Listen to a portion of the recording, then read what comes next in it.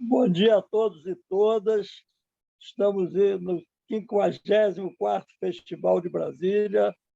Essa mesa aqui é antológica, é a mesa do meu coração.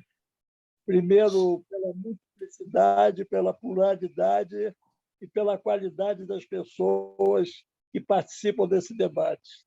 Eu sempre quis discutir essa questão do cinema de andarilho, e aí inventei esse debate no Festival de Brasília, mas, na verdade, é para reencontrar vocês. Então, bom dia a todos. Queria agradecer a Paula Saldanha pela participação, pelo empenho, Fernando Gabeira, querido, que não vejo há tantos anos, mas mora no coração, Luiz Nachibim, meu companheiro de PUC, amigo, Carlos Pronzato, Bakunin do cinema eletrônico. Então, ter vocês hoje nesse debate é muito legal, muito bom, e eu passo a palavra para a comandante da mesa, minha querida Paula Saldanha. Bom dia a todos e todas. Eu vou sair para deixar vocês livres no debate, mas estou aqui assistindo e acompanhando. E se de repente quiserem, eu entro também para conversar. Beijo de todos, bom dia. Oi, Silvio, muito obrigada. Bom dia a todos. Pessoal, Cinema Andarilho, parte da programação do 54º Festival de Brasília do Cinema Brasileiro. Nessa edição do festival, o tema é o futuro do cinema e o cinema do futuro. Muitos dos assuntos que nós vamos tratar aqui dialogam diretamente com essas questões. Olha só, formatos híbridos de realização e exibição, novas tecnologias e os próximos desafios que cineastas, espectadores e produtores de festival de cinema terão que enfrentar. Bom, Silvio já falou, já me apresentou, eu sou Paula Saldanha, jornalista, produtora independente de filmes e séries de TV. Eu vou fazer aqui a mediação do seminário. Tenho a satisfação de contar com a participação de 3 feras, 3 convidados. Fernando Gabeira, jornalista, escritor, ex-deputado federal. Luiz Nachibim, diretor, produtor, roteirista. E Carlos Pronzato, poeta, escritor e cineasta argentino que escolheu o Brasil para morar. Bom, gente, nessa manhã nós vamos debater o cinema andarilho e as questões que envolvem essa pegada de produção audiovisual. Olha só, como fazer cinema captando imagens e sons em campo? Viajar para lugares distantes, ir aonde o povo está. Tudo isso com uma câmera na mão, enfrentando dificuldades, né, pessoal? Pode ser caminhando de barco, de carro ou de helicóptero. Enfim, o cinema documentário.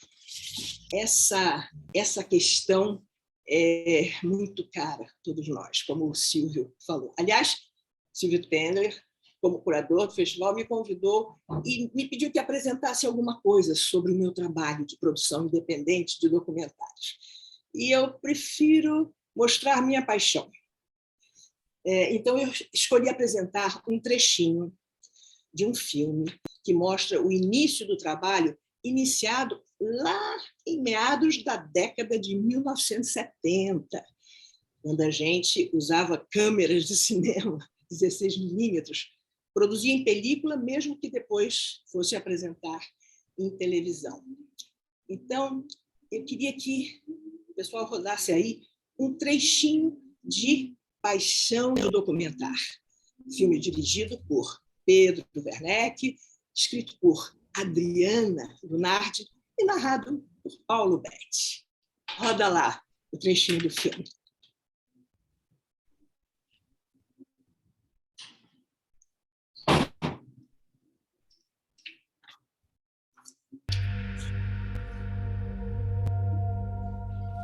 Ir até os lugares, conhecer e registrar realidades tão outras, tão nossas, é a razão de ser do documentarista. Uma vocação que o Brasil acolhe com generosidade de opções.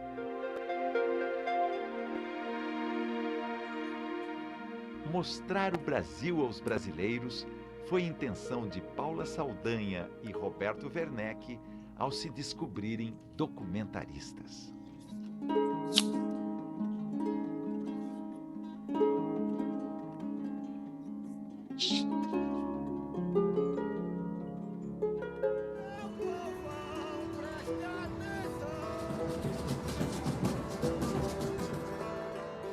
Para Paula e Roberto, só é possível realizar seu trabalho se houver uma proximidade envolvente, quando os gestos nunca deixam de ser naturais, quando a emoção transparece.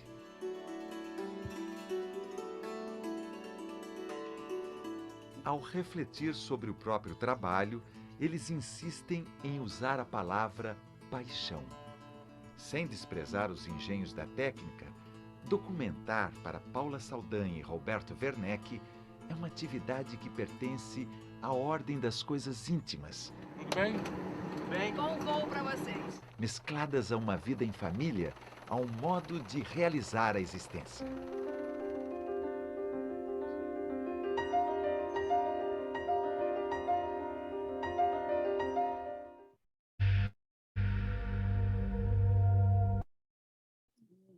Muito obrigada. Já estão aqui de novo comigo? Gente, paixão. Realmente é uma coisa que move o trabalho do documentarista. É isso mesmo. Produção independente de documentários. Jornalismo ambiental, eu costumo dizer socioambiental. E o resultado desse trabalho foi um acervo de mais de 4 décadas de filmes, fotos e vídeos sobre o Brasil. Acervo que a gente luta e teima em manter climatizado e preservado, né, Silvio? Silvio Tendler sabe muito bem disso, apesar da atual situação de desmonte do audiovisual e da cultura em nosso país. Pessoal, olha só. Cinema Andarilho. Vamos lá. Eu vou chamar primeiro Fernando Gabeira e queria que o pessoal apresentasse uma série de fotos que o Gabeira nos enviou sobre o trabalho que ele tem realizado recentemente. Mas vou pedir agora um tempinho para ler a bio do Gabeira. Vamos lá. Fernando Gabeira, escritor, jornalista, ex-deputado federal pelo Rio de Janeiro, destacou-se como jornalista, redator do Jornal do Brasil. No final dos anos 60, ingressou na luta armada contra a ditadura militar. Foi preso e exilado. Em 10 anos de exílio, esteve em vários países, testemunhou no Chile o golpe militar que derrubou Salvador Allende. Na Suécia, onde viveu mais tempo durante o exílio, exerceu jornalismo principalmente na Rádio Suécia. Com a anistia, voltou ao Brasil. Nos anos seguintes, dedicou-se a uma intensa produção literária, com temas assim, com liberdades individuais e ecologia. Livros como O que é Ex-Companheiro, O Crepúsculo do Macho, Hóspede da Utopia, Nós que amávamos tanto a Revolução, apontam novos horizontes. Gabeira continuou jornalista, escritor e tornou-se um dos principais líderes do PV. Foi candidato a prefeito, candidato a governador do estado do Rio de Janeiro, candidato a presidente da República. Em 1994, elegeu-se deputado federal. Gabeira faz um programa semanal de 23 minutos há 7 anos, com a ajuda de um operador de som. Trabalha basicamente com uma câmera SLR, câmera digital, gente. O objetivo é mostrar lugares, pessoas e problemas pouco retratados na televisão brasileira. Depois de 7 anos, está trabalhando com temas especiais, como a crise hídrica e, no momento, traçando um quadro de vulnerabilidade do litoral brasileiro diante do aquecimento global e, consequentemente, elevação do nível do mar. Olha só, Gabeira acaba de voltar de Santa Catarina, onde estava registrando exatamente essa questão do avanço do mar. Esteve também em Atafona, né, Gabeira? É isso, Cinema Andarilho, gente. Vamos começar com o Fernando Gabeira. Fala aí, Gabeira, sua experiência, nós queremos te ouvir e ver. Bom dia, Paula, bom dia a todos os companheiros de mesa, bom dia a todos que nos assistem. É muito interessante para mim poder falar, ainda que rapidamente, dessa atividade, que é uma atividade, para mim, a das mais importantes, né, de todas as que eu fiz. Quando fui convidado a trabalhar na Globo News, um dos pedidos que eu fiz foi exatamente esse. Olha, eu gostaria de não trabalhar em estúdio, eu gostaria de trabalhar na rua, e, se possível, no mato, né? E, na verdade, ainda falando um pouco de um modo abstrato, ainda sem entrar no tema cinema, eu sempre me orientei no jornalismo, por uma máxima do técnico de futebol Gentil Cardoso. Ele dizia o seguinte: quem não se desloca não recebe. Assim como no futebol, quem não se desloca no jornalismo dificilmente recebe, né? Embora hoje muitos jornalistas trabalhem no telefone, mas, na verdade, a gente tem que ir aos lugares, procurar exatamente personagens, pontos que não são conhecidos, para poder mostrar ao Brasil a sua verdadeira face, ou pelo menos a sua face ignorada, né? Nós temos tido muita sorte com a ajuda da própria indústria, né? A Paula falou, olha, naquele tempo nós fazíamos cinema com uma 16 milímetros, passávamos a película depois para mostrar na televisão. Hoje nós já trabalhamos no digital e a indústria avançou muito no sentido de, em primeiro lugar, ela transformou as câmeras fotográficas em câmeras capazes de fazer o vídeo. Em segundo lugar, ela progressivamente está tornando essas câmeras mais leves. Elas praticamente são capazes de fazer o documentário que a gente precisa. Não são idênticas às câmeras que a Paula mostrou aí, nem às boas câmeras de cinema em alguns aspectos. Um deles que eu sinto muita falta, trabalhando com a SLR, né, Single Lens Reflex, é exatamente o fato de que nós não podemos mostrar a realidade com todas as suas nuances nos diversos planos, né? Às vezes um plano fica mais iluminado, mas os outros planos não têm a iluminação mais próxima do visto pelo olho humano, que os ingleses chamam de dynamic range, que as câmeras mais poderosas têm, mais caras também têm. Mas, de qualquer maneira, o fato de poder sair com uma câmera na mão, contando histórias, é muito importante. E eu tenho observado como muitas pessoas no Brasil gostariam de viver essa experiência, né? E algumas até vivem hoje porque a indústria avançou tanto que colocou na mão deles um instrumento mais leve ainda, que é o telefone celular, o smartphone, que é através do qual elas podem fazer também, contar suas pequenas histórias, e contam. Nós temos hoje uma multiplicação de pequenos documentaristas, eu digo pequenos no sentido do tamanho do documentário, imensa, porque estão todos produzindo incessantemente para termos histórias contadas. Então, essa visão de sair com uma câmera na mão é muito boa. Mas você viu também na própria apresentação da Paula que uma câmera na mão, às vezes, não me basta, né? Eu, às vezes, preciso de um tripé. Em certos momentos, não basta pura e simplesmente ter a câmera na mão. Eu preciso de um tripé para poder dar a estabilidade. É claro que hoje as lentes e as câmeras têm estabilidade. Às vezes você tem uma dupla estabilidade na câmera e na própria lente, mas ainda assim há situações em que é necessário você trabalhar com um tripé. Então, não é verdade que a gente sai apenas com uma câmera na mão, a gente sai também com um tripé.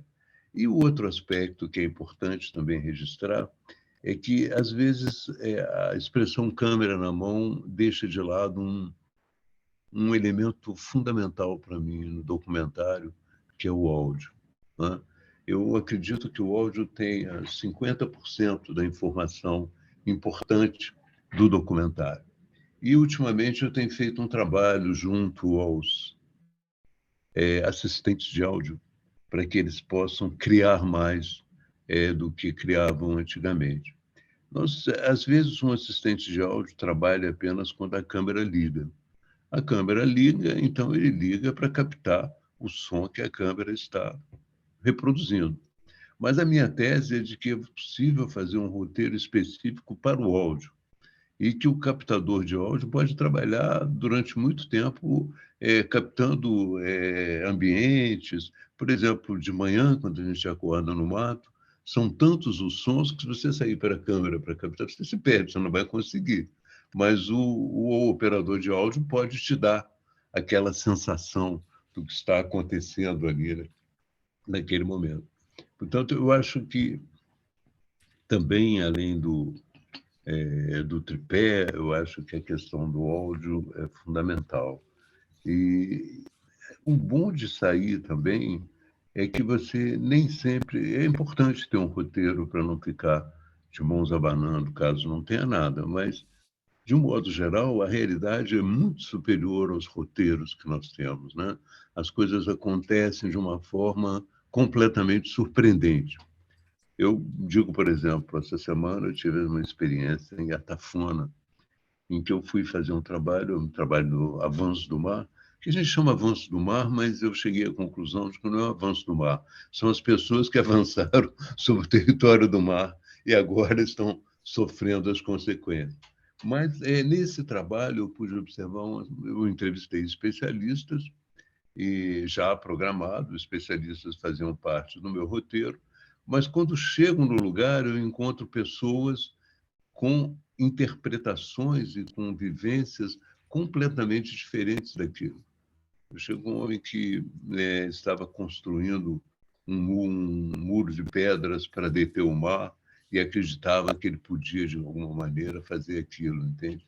Encontrei um outro que já estava tomando uma cerveja, estava em luto, falei assim, não, eu não tenho medo do mar, quando o mar vier, eu danço e o mar para. Então, as pessoas já estão, cada cabeça já começa a refletir de uma forma diferente, e através disso você vai mostrando como os brasileiros e brasileiras, né, enfrentam as suas adversidades, os seus problemas, às vezes com humor, às vezes com umas saídas extraordinárias. Você vê que é um povo extremamente criativo e pode mostrar isso, né? Eu pude mostrar até um homem que, diante de toda desgraça, ele recolhia os pedaços de casas destruídas e construiu a casa dele com os pedaços de casa destruída, o tipo da pessoa que vende lenço quando todos estão chorando, né? Então, isso é muito interessante para mostrar o Brasil. O outro aspecto que eu comecei a pensar nos meus documentários, talvez seja interessante colocar aqui, eu não quero me alongar muito, é dar um sentido, digamos assim, um sentido político, mas não na visão baixa de política partidária nem nada, mas dar um sentido político ao trabalho que é feito em comunidades muito distantes. E um dos fatores com os quais eu trabalho e que me liga muito a essas comunidades é uma visão de economia criativa. É de tentar fazer com que essas comunidades, algumas delas, possam explorar a sua cultura de uma forma mais tranquila, possam explorar até o próprio turismo, mas não o turismo só dos recursos naturais, mas que elas possam, através da exploração do turismo, encontrar a sua história, a sua identidade e oferecer não apenas a beleza natural, mas toda aquela possibilidade para as pessoas que vão lá aprenderem um pouco sobre o Brasil. Eu chamo isso de economia criativa porque, em muitos lugares, não existe ainda nenhuma exploração turística e as pessoas têm dificuldades econômicas, gostariam de fazer isso, e então nós oferecemos, através dessa investigação sobre a cultura, através dessa busca da identidade local, um caminho para caso eles queiram entrar nesse campo, caso queiram sobreviver de uma forma mais próspera, utilizarem isso. Então, ao longo desses anos de viagem por lugares desconhecidos, alguns pobres, mas naturalmente muito bonitos, a gente desenvolve também uma tentativa de estimular a produção da cultura local, mostrar a cultura local e estimular também as pessoas a buscarem um pouco mais de estudar a história da comunidade, de onde surgiu aquela comunidade, por que surgiu a comunidade, quais são as pessoas, as memórias, as pessoas que lembram dos fatos naquela comunidade. E tudo isso acaba transformando o trabalho que a gente faz numa contribuição para as pessoas com as quais a gente tem um contato no lugar. Então, isso é muito importante, mas é também muito importante a gente avançar.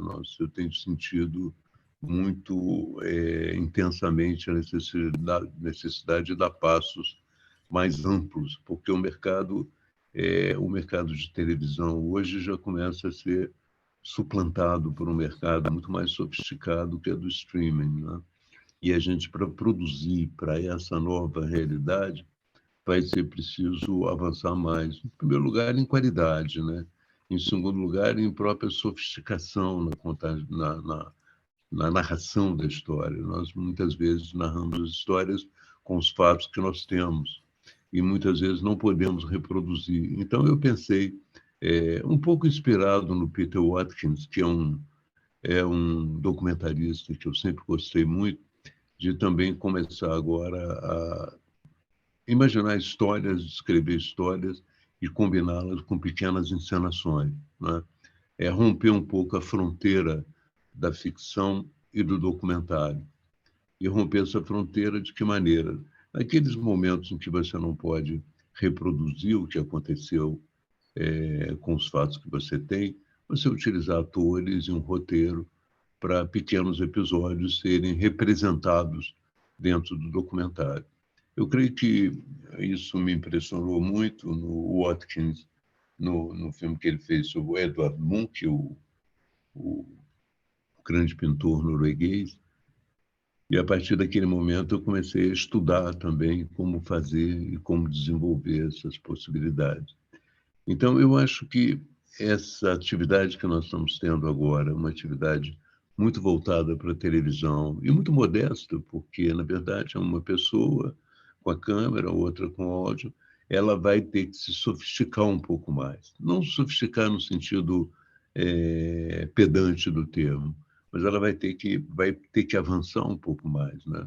Não só para a qualidade da imagem, para a qualidade do áudio, mas também para narração, para a possibilidade de nós contarmos histórias utilizando, ora as qualidades do documentário, ora a riqueza e a qualidade também da ficção.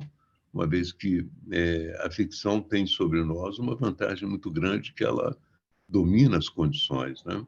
Ela domina as condições de luz que ela quer expressar, ela domina o movimento dos atores, ela domina a fala dos atores, ela domina tudo. E nós não, nós somos dominados um pouco pelas circunstâncias, nós fazemos o que cai sobre nós. Então, a minha expectativa é de que agora essa mudança, primeiro na mudança da indústria, para mim foi importante, eu era fotógrafo, né, e escrevia. A mudança da indústria me inspirou a ir para o vídeo e para a televisão.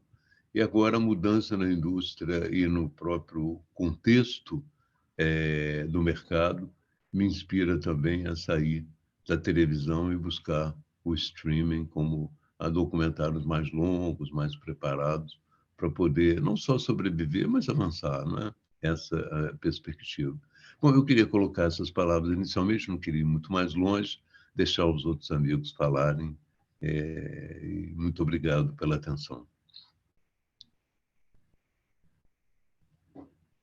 Grande contribuição. Você não está ouvindo?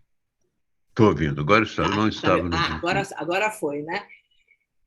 Então, Eu queria depois saber sobre o filme que você fez sobre andarilhos, mas isso vai ser lá mais adiante, quando a gente estiver no debate. Mas uma coisa que eu queria pontuar agora, antes de passar para o nosso outro convidado, é a questão da democratização da documentação e da democratização da informação. Aliás, você documenta, você informa e coloca na mão dessa garotada que está aí, em tudo quanto é canto do país, você vê. Eu estive recentemente no Alto Xingu, já pela 10ª vez, mas enfim, e nós estávamos registrando um Quarup, em homenagem a Roberto Werneck, meu marido, que faleceu, fizeram um Quarup em homenagem a ele, e de repente os rapazes, todos com um iPhone, não, mas assim, esses smartphones, falando assim, a gente está aqui documentando tudo e vai editar e colocar no Face. Eles fizeram making of das nossas gravações.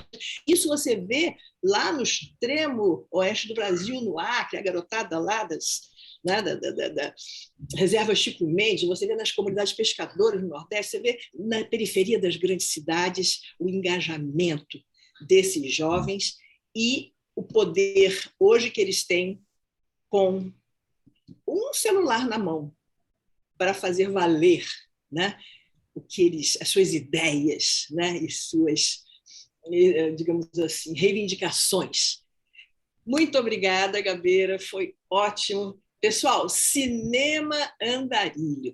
Antes de eu passar para o segundo convidado, eu queria dizer que a participação de vocês é fundamental, importantíssimo. Então, vocês podem enviar perguntas acessando aqui essa função que tem aqui bem no rodapé da tela, QIA. Agora, não se esqueçam de colocar as perguntas e a quem essas perguntas se destinam. Então, vamos lá. Cinema Andarilho, vamos agora para Luiz Nachibim. Luiz, antes de você entrar com suas experiências, eu gostaria de passar para o público uma sequência de fotos que você nos enviou, enquanto eu leio aqui a sua biografia. Vai lá, Nachibim. Fotos do Nachibim. Diretor de fotografia, câmera, produtor, roteirista.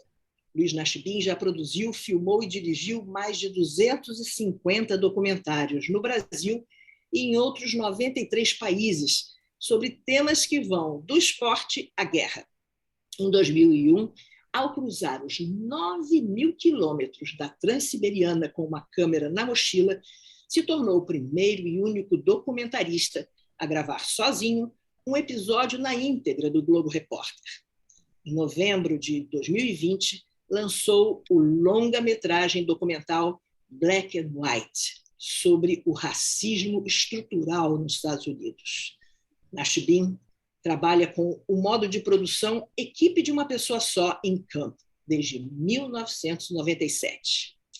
Luiz Nachibim também é professor no Departamento de Comunicação da PUC-Rio desde 1995. Trabalho fascinante, hein, Nachibim? E vamos nós dar seguimento ao Cinema Andarilho, ouvindo agora a experiência de Luiz Nachibim. É com você, Nachibim. Obrigado, Paula. Bom dia a todos. Muito obrigado pelo convite. Adoro esse debate. Assim, eu já nasci em Andarilho, eu nasci na estrada. Meu falecido pai, professor de matemática, era professor da Universidade de Rochester, no norte do estado de Nova York. Estava na estrada com a minha mãe quando eu cheguei ao mundo. Então, eu sou andarilho desde sempre, eu gosto muito de me ver como andarilho. A documentação que mais me dá prazer de fazer é aquela em que eu me vejo em movimento, né? Como a Gabriela falava agora há pouco, quem desloca tem preferência, e eu vejo o deslocamento como um ingrediente fundamental do audiovisual que eu construo. Desde 1997 que eu venho andando por aí, venho andando pelo mundo. Eu era repórter de esporte, sou jornalista, professor. Eu trabalhava como repórter de esporte da TV Globo e estava um pouquinho já cansado da forma jornalística. E aí resolvi pegar minha câmerazinha Hi8, lá em 1997, botei na mochila e fui para a Índia, atrás de uma história eu não sabia muito bem qual seria. Assim, não é um discurso contra a pesquisa, muito pelo contrário, eu acho que a gente tem que sair com o máximo de informação possível, com uma base bem sólida para a nossa investigação, mas em 97 eu saí de uma forma bem romântica e também atrás de um formato do qual eu não fazia ideia e que, com o passar do tempo, eu fui percebendo que era o meu olhar em tempo real, né? A minha câmera na mão, seja qual for essa, reagindo em tempo real, com a curiosidade, minha curiosidade audiovisual se consolidando, sendo gravada em tempo real. Um outro aspecto que sempre me foi muito importante era e é causar o mínimo de interferência possível, né? Então, nós, os andarilhos solitários, de certa forma, bom, não posso falar por todos, mas falo por mim, busco sempre uma certa invisibilidade, assim, na medida do possível, né? O desafio de interferir o mínimo possível durante as minhas investigações. E outro desafio também que se apresentou para mim, que eu adoro, que eu venho fazendo desde sempre, é tentar um certo mergulho antropológico mesmo, tentar ficar com o outro, observar o outro o máximo de tempo possível, dormir o máximo possível na cultura do outro, para conversar sobre questões globais da perspectiva do outro, né? Da perspectiva cultural do outro, questões globais como, enfim, amor, violência, casamento, paternidade, maternidade, falar sobre frustrações, sonhos, angústias, enfim, prazeres e tudo mais. Então, desde 97 eu tenho andado pelo mundo. Depois dessa minha primeira experiência na Índia, com uma certa base de pesquisa, uma certa base de informação, mas um ponto que o Gabeira já tocou e que eu queria reforçar, sempre deixando espaço ao acaso, né? Para a beleza da surpresa. Eu, às vezes, agendo, eu reluto um pouquinho, até na hora de falar, eu reluto um pouco em dizer que eu agendo entrevista. Eu faço contatos, eu estou indo para a Somália, ou para a Etiópia, ou para São Gabriel da Cachoeira, eu agendo contatos, mas eu raramente marco entrevista, porque eu dou espaço para que a química se desenvolva ali, no olho no olho, no cafezinho, no almoço, no passeio de barco. E aí, assim, no audiovisual andarilho, que eu gosto de fazer, em geral, o protagonismo, pelo menos eu tento fazer dessa forma, o protagonismo se dá da forma que eu acho que é a mais orgânica possível, né? O protagonista não é, digamos, pré-escalado. Eu também não gosto muito, por favor, não vejam como um preconceito, é só uma escolha. Eu não gosto muito de estabelecer entrevistas, marcar entrevistas com a câmera, com especialistas. Eu prefiro a coisa mais fluida na rua, de tentar encontrar ali o pensador de rua, aquele que nunca teve a oportunidade de falar, de expor os seus pensamentos, as suas reflexões. E muitas vezes daí vem reflexões muito inspiradoras. Assim, espero que não só para mim, como para o público também. O exemplo, o trechinho que eu vou pedir para rodar daqui a pouco, do meu cinema andarilho, aconteceu no ano passado, 10 dias depois da morte de George Floyd. Eu nasci na estrada, como eu falei, nos Estados Unidos, então eu tenho dupla cidadania, eu tenho cidadania americana também. A questão do racismo mexe comigo há muito tempo, é algo que eu investigo há muito tempo no meu audiovisual.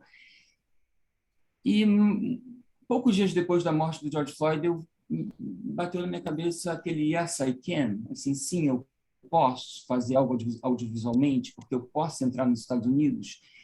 Então, eu parti para um documentário assim, com os ingredientes dos quais eu mais gosto. Eu comprei uma passagem para Miami, que era a passagem mais barata, desci em Miami sem conhecer absolutamente ninguém, e eu li bastante, claro, me preparei, me atualizei e tentei gerar para mim uma perspectiva histórica sobre o racismo estrutural nos Estados Unidos. Mas quem eu ia entrevistar e para onde eu iria, eu não fazia a mais vaga ideia. Desci em Miami, no meu primeiro dia em Miami, filmando, eu recebo pelo WhatsApp uma mensagem de um amigo dizendo: cara, você está vendo o que está acontecendo em Atlanta? Eu falei: não. Mais um cidadão preto foi assassinado por um policial branco. Vocês devem se lembrar, um assassinato em frente à lanchonete Wendy's, em Atlanta. Eu falei: cara, eu tenho que ir para lá. Caí na estrada e fui atrás dessa história em Atlanta. E aí, Atlanta foi a minha segunda parada. De lá, assim, por vários outros motivos, decidi ir para Nova Orleans. Motivos culturais, também por algumas manifestações que estavam acontecendo em Nova Orleans. Então, ali havia três ingredientes que, para mim, são os que mais me fascinam.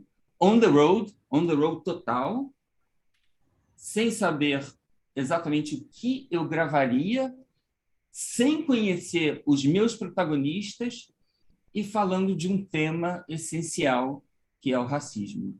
E aí é esse trechinho, eu vou mostrar o trailer, quem quiser depois eu compartilho o link com o maior prazer, do documentário. Para quem você quer enviar? Ih, meu celular está falando aqui.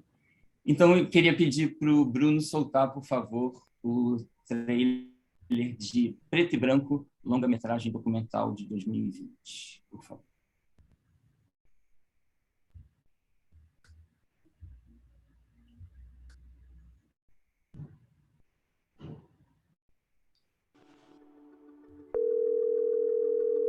All right, you need police, fire, ambulance out here. The police. Okay, tell me what's going on. I have a car. I think he's intoxicated. He's in the middle of my drive-through. He just think that he came in to me. Is he black? He black. How much have you had to drink today? I had one drink. You're not being honest with me. How much did you have to drink? I had one drink. Be honest with me. I had one drink. What kind of drink was it? A margarita. How big was the margarita? It was just a small cup. So let's go back. How much have you had to drink? Just a couple. I think you've had too much to drink to be driving. Put your hands behind your back. Last night, I wanted to get so violent, so angry. I'm just full of it. 4, 5. I could walk home. 6. My sister's house is right here. 7. Let me walk. I will fucking walk home. He said he will walk to his sister's house, and they continue to escalate the situation. That's a problem. Escalate the situation. I'm so sick of hearing the fucking word black and white. I'm so over it. Fucking black is a crayon. White is a fucking crayon. Just know that those are crayons. We are human fucking beings. Human fucking beings.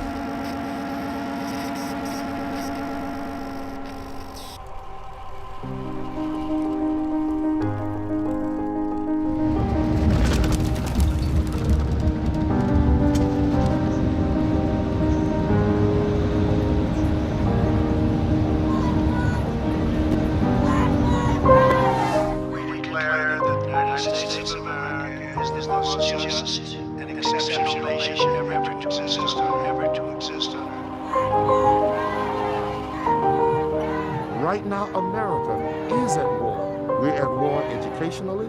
We're fighting a worldwide pandemic. We're dealing with racial prejudice and segregation. The entire world is at unrest right now, not just America. We are at war.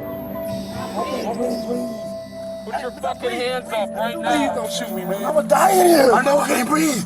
I can't breathe. You're talking and you're George Floyd showed the rest of the world what we've been dealing with every day of our lives. Every day of our lives.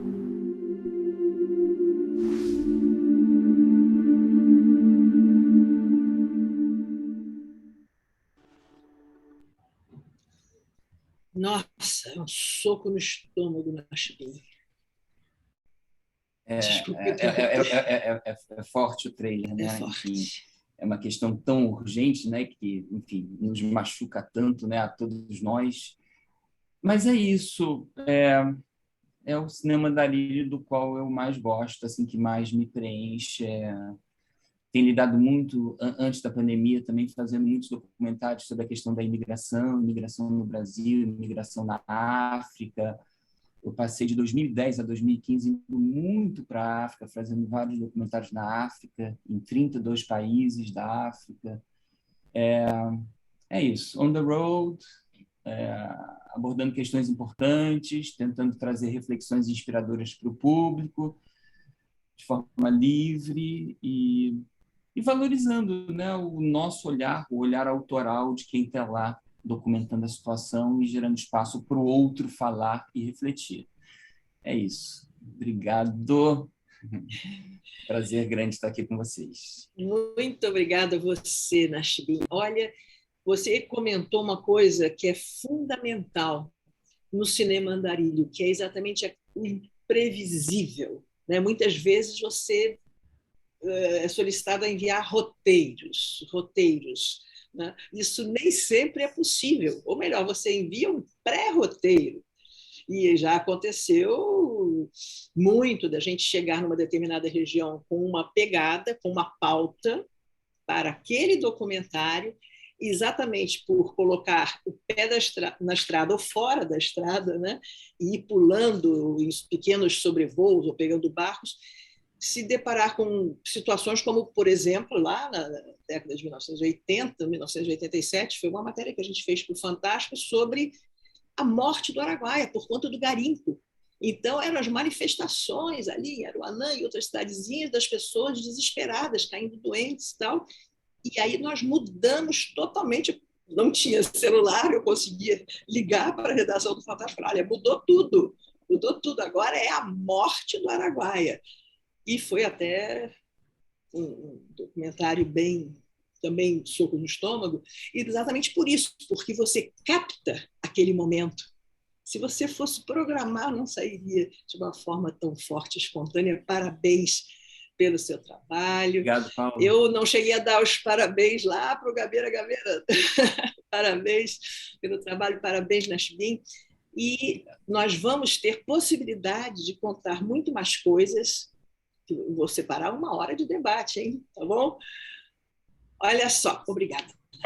Parabéns, Nachibin, e parabéns, Gabeira. Isso. Parabéns, gostei muito da fala. Isso. Obrigado, Carlos. Obrigado. Olha só, pessoal, cinema andarilho. Olha que tema fascinante que o Silvio Tendler pensou, selecionou e nos presenteou, né, nesse nosso seminário aqui do Festival de Brasília, do cinema brasileiro. Mas antes de eu passar para nosso próximo convidado, o Carlos Pronzato, eu queria dizer que a participação de vocês que estão aqui nos acompanhando é muito importante. Se vocês quiserem enviar perguntas, acessem aqui essa função no rodapé da página, QIA, mas digam para quem vocês querem que as perguntas sejam feitas. Tá bom? Vamos lá, cinema andarilho. E aí, Pronzato, eu, antes de ouvir sua experiência, gostaria de novo, pedir para o pessoal colocar as fotos enquanto eu leio a sua biografia. Ok? Vamos nós. Carlos Pronzato é poeta, escritor, diretor teatral e cineasta, documentarista argentino residente no Brasil.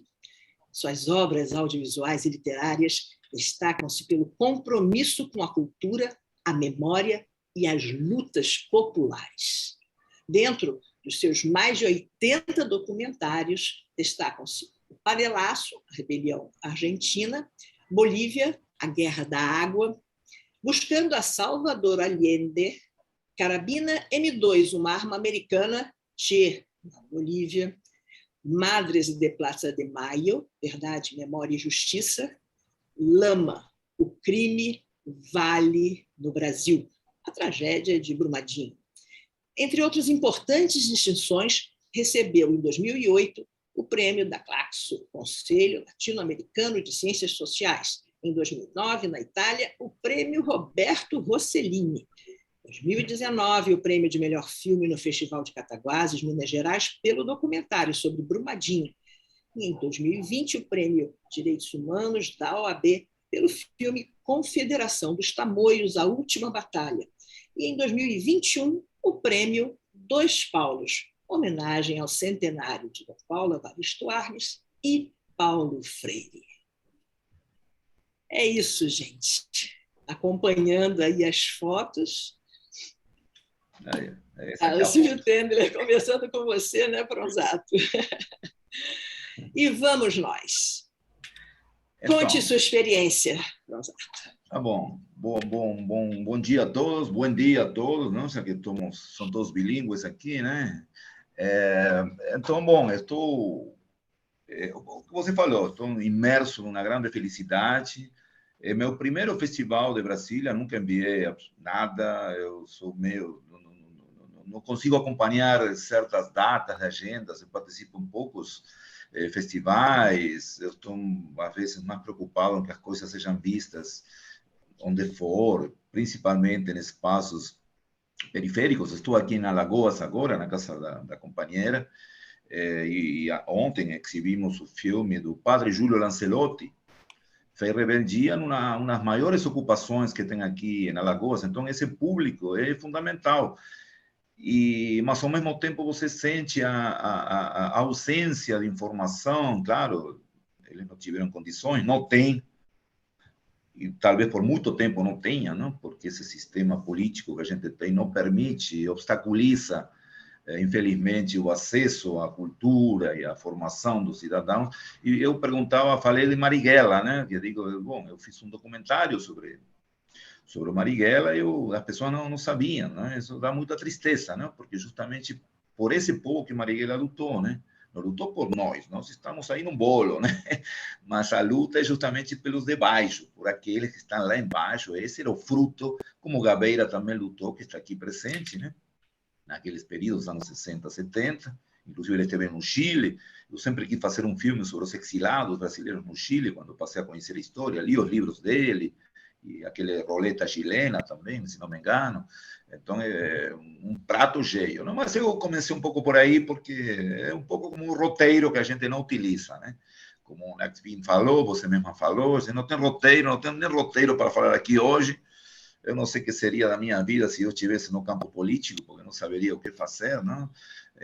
Mas estou, de alguma maneira, estou no campo político, claro que estou. Talvez estou bastante, como todos vocês aqui, como o próprio Silvio, que agradeço esse convite novamente a ele, né, por ele ter me colocado aqui, foi o primeiro contato, e você, Paula, as meninas, a Ana, a Micaela, né, que foi muito engraçado, quando ela falou Micaela, em seguida eu falei, pô, esse nome não é comum aqui no Brasil.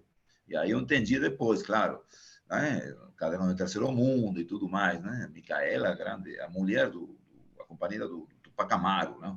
Tem grande predileção por essas lutas sociais indígenas, camponesas da América Latina. Então, eu começaria falando sobre essa questão do andarilhismo, não sei como se diria, o cinema caminhante, não? Caminhante não é caminho, se hace caminho al andar, né? De Machado, não? Antônio Machado. Eu acho que minha grande intervenção introdutória nesse campo do cinema andarilho foi uma viagem de quase uma década que eu fiz entre o México, onde eu fui diretamente de Buenos Aires, no ano 82, a estudar cinema, numa escola de cinema lá. Eu já fazia teatro na Argentina, mas eu fui para lá. E não consegui entrar na escola, e a partir daí mudou minha vida, porque comecei a viajar. Então, fiquei um ano no México, depois fui para Guatemala, Honduras, Caribe, Colômbia, estive outro ano, e fui viajando. E não filmei, eu não estava com uma câmera na mão naquela vez, estava só com a ideia na cabeça, mas sem a câmera na mão. Então, foi uma viagem que envolveu vários países da América Latina, me inserindo e convivendo, como o Luiz estava falando aí, que ele faz, que a gente também tenta fazer agora, menos do que fazia quando não tinha câmera. Sem câmera era muito mais, eu estava muito mais inserido nas culturas, não tinha tempo pela frente, eu ficava até quando cansava, olhava para o horizonte, não? Como diz Galeano, que é o que nos faz avançar, e o horizonte sempre, nunca chegamos, então esse que é o horizonte também do nosso cinema andarilho. Então eu ia em frente, escrevendo, disso eu nunca parei, e depois começaram essas viagens, quando eu cheguei aqui no Brasil, em 89, já faz 32 anos, comecei de novo com os filmes, com o teatro, na literatura, e em determinado momento, no final dos anos 90 só, eu retomei essa viagem latino-americana. E aí aconteceu, foi um momento de efervescência latino-americana, de momentos populares surgindo. Esse já tinha passado o período da luta armada, tinha passado o neoliberalismo, ainda continua, né? Inclusive em governos de esquerda, infelizmente. Mas digamos que dentro desse cenário começaram a surgir movimentos muito fortes, como no Equador, que eu não pude ir no ano 2000, mas teve a Guerra da Água na Bolívia, naquele mesmo ano, e começaram muito... Na Argentina, o panelaço que você citou, Chile sempre, não? Chile não precisa de data, ciclo histórico, não? Chile é um país que faz seu mundo à parte, não? Tanto é que quase uma ilha, eles mesmos lá se consideram uma ilha geográfica, não? Pela cordilheira, pela Antártica, pelo deserto ao norte e pelo Pacífico, na ilha. Então, aí sempre há movimentos. Aí fui fazer os Mapuches, fui acompanhar a luta Mapuche, que não termina nunca. É uma coisa infinita, parece, não? Porque são nossos grandes referentes de luta contra o Estado, não? Que são os Mapuches, contra o colonialismo da época e contra o Estado burguês atual, né? Mas aí teve outros movimentos no Chile. Eu fui para os Pinguins, os estudantes secundaristas que marcaram época no Brasil e marcaram os estudantes de São Paulo aqui, que eu também fiz, fui lá nas ruas de São Paulo fazer esse filme, Acabou a Paz, isso aqui vai virar o Chile, porque era o que se cantava nas ruas. E outros materiais mais feitos no Chile, que a última rebelião, a rebelião de 2019, foi fundamental, era um resumo para mim do que deveria acontecer no continente, como aconteceu um pouquinho antes na Colômbia e no Equador. Então, e agora tem a Constituinte, que não significa muito, mas é alguma coisa dentro do mundo institucional. Eu espero que tenha algo mais, o que as pessoas que estiveram na rua, eu mesmo estive na rua, vocês mostraram na primeira foto, eu estou no Chile, estou em Santiago, com a máscara, porque eu também participava com eles, jogando pedra nos tanques, correndo da polícia, filmando com uma mão e com a outra uma pedra na mão, entendeu? Respondendo como o povo respondia, da mesma maneira. A gente estava lá no meio. Então, esse foi um momento de pausa, onde eu consegui tirar essa foto. Tem um pouco material de fotografia, porque é isso aí, Najmin, Gaveiras falam, andamos solitariamente nesses caminhos. Né? Às vezes, temos equipe, como em Dandara, que a Ana falou nos bastidores, né? Aquele documentário sobre a maior ocupação sem teto de Belo Horizonte, aí à beira da Pampulha, onde eu tive uma equipe, né? Uma pequena equipe, foi um convite das Brigadas Populares, às vezes são convites, às vezes são ideias nossas, esse foi o convite, então montamos uma equipe, tinha algum recurso básico, e montamos uma equipe, tinha um câmera amigo do Silvio, trabalha com ele também, o Geno Veloso, mas é isso, a nossa inserção na comunidade, em equipe, é diferente, como o Luiz estava falando, que se eu entrasse sozinho, né? Inclusive, a gente dormia lá na ocupação, né? Eu tive que convencer a equipe a dormir lá, como aconteceu também uma vez numa aldeia guarani, perto de Porto Alegre, quando fizemos um documentário chamado Anieteguá, que significa Anieteguá? Liberdade em guarani. A gente está agora legendando os filmes em guarani. É uma campanha que a gente está iniciando nos dois últimos trabalhos, esse de Lancelotti e os dois Paulos na Pauliceia, que Paulo Freire e o centenário Dom Paulo Evaristo Ans, foram traduzidos em 4 idiomas, entre eles Guarani. E então essa é uma ideia do nosso cinema andarilho, pois se a gente anda num continente cuja língua era esse, primordialmente, num período histórico, e é uma espécie de resgate a partir do cinema também, entendeu? Para chegar em espaços que possam ter esse contato com a língua, né? Com a nossa língua geral, como se chamava, no Nhengatu também, né? Então, sobre cinema eu poderia falar horas, sobre experiências diversas, muitos locais que a gente chega e tenta se inserir na cultura. Eu marco entrevistas, sim, Luiz, viu? Tem que marcar às vezes entrevistas, porque filmes como Marighella mesmo, entendeu? Se eu for entrevistar o povo nem sabe quem é. Graças a Wagner Moura, agora muita gente mais vai saber quem é Marighella, né? Mas nós, como documentaristas, não atingimos esse espaço, não atingimos essa planície não? Cheia de gente, entendeu? Vocês, bom, muito mais do que eu, que trabalham e trabalharam em grandes emissoras. Eu, como não tenho essa possibilidade, eu trabalho por outros percursos, eu tenho menos, não é bastante também, eu não me queixo nesse sentido, mas claro que a ficção atinge muito mais, não? Como o filme do Gabeira, não? Que é isso, companheiro, né? A ficção insere o documentário também, não? Insere a informação prévia, se propõe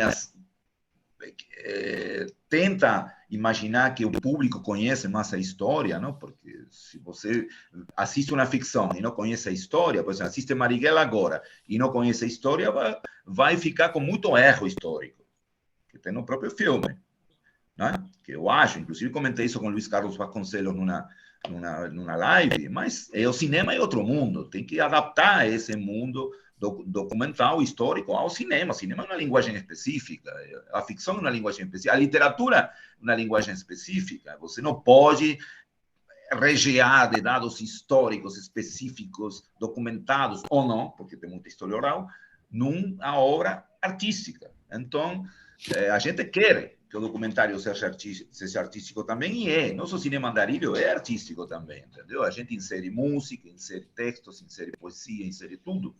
Agora, eu tento que, pelo menos no documentário, que a máxima expressão da poesia verbal, discursiva, seja dos próprios entrevistados. Eu nunca, no meu cinema particularmente, eu não apareço, eu tento não aparecer. Eu tento estar o menos possível, menos em evidência, como o Luiz falava, não? No próprio filme, para esse recorte do filé mignon das falas seja o principal, que seja um radioteatro. Isso que eu faço, é meu exercício no final da edição, que é onde realmente se cozinha tudo, com os ingredientes que a gente traz da rua, que compra no mercado, ou que não compra, ou que recebe nas ruas, dos depoimentos.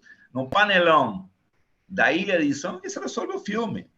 Eu, com 10 horas de material bruto, posso fazer 10 milhões de filmes diferentes. Mas é aí que entramos nós, aí que entra o andarilho, entra o cineasta, e nesse discurso, nesse fechamento, nesse tempo limitado de 50 minutos, 1 hora, 20, 30, 1h30, é que tem que estar todo o material possível que a gente pesquisou solidamente para ir na rua, né? Porque eu trabalho sem roteiro também, mas tem que ter essa pesquisa prévia, entendeu? Agora mesmo estou pesquisando muita questão aqui sobre os jangadeiros, para na hora certa. E eu fiz um roteiro, inclusive, porque tinha um edital, mas não me contemplava, porque eu sou estrangeiro, não tenho 2 anos de residência aqui, mas fiz um roteiro. Em 2 horas, sentei e fiz o roteiro. Pronto, o roteiro está aqui. Mas eu vou precisar umas 200 horas de pesquisa para filmar, não para fazer roteiro. O roteiro eu fiz com algumas informações básicas, hoje tem isso aqui na frente, está tudo aqui na internet.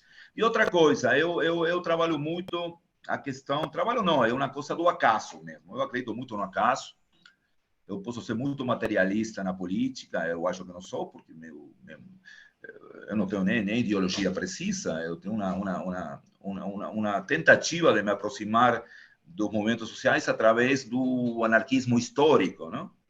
E do anarquismo atual. Mas eu persigo também as outras posturas políticas de esquerda que aparecem nos filmes, aparecem. Mas o acaso, para mim, continua sendo fundamental. É tema de debate com marxistas, com pessoas ligadas organicamente nos partidos, porque eu acredito no acaso, acredito. O acaso a gente constrói um pouco, a gente cria um espaço para que esse acaso aconteça. O acaso não é por acaso, né? De alguma maneira ele chega, porque a gente permite e propõe que ele chegue em algum momento. Então, escrevo assim poemas, por exemplo, Brumadinho, que você citou, eu poderia só apenas dar um, porque todos os filmes me criam essa sensação. Não é primeiro o poema, depois isso é um livro, do Che Guevara virou um livro, tinha um poema guerrilheiro, Marighella virou Poesia Sem Licença para Carlos Marighella. Eu li agora um artigo falando que Marighella, como que ele vai dizer poesia sem licença? Ninguém precisa pedir licença para praticar ações revolucionárias. E depois ele não sabia do sequestro do embaixador americano. E ele é contraditório. Bem claro que é contraditório. Por que não pode ser contraditório um ser humano? é um monumento. O Che mesmo era contraditório nas suas viagens de Latinoamérica, que foi o que me levou também a viajar por Latinoamérica. Então diz assim, posso ler, Paula? Claro, para você ver a diferença. É uma coisinha pequena, são cartões. Com você. Com você. São cartões de livros, meus livros são assim, são caixas às vezes, uma caixinha, entendeu? Que vem o filme, o DVD dentro. Quase o formato assim, do cordel. Isso, é mais ou menos. Tem poemas operários que fiz pela greve de 17, a primeira greve geral do Brasil, em São Paulo, na Moca, e virou também um livrinho que se chama Poemas Operários. Eu tenho por aqui. Mas vou ler este aqui. A Sirene. Brumandinho, que não tocou. A sirene calou-se. Nem os pássaros deram um alerta. E o cimento rasgou o silêncio. A empresa desabou toneladas de rejeitos, de corrupção. Não houve adeuses. O meio-dia cravou seu punhal na hora anunciada e vertical.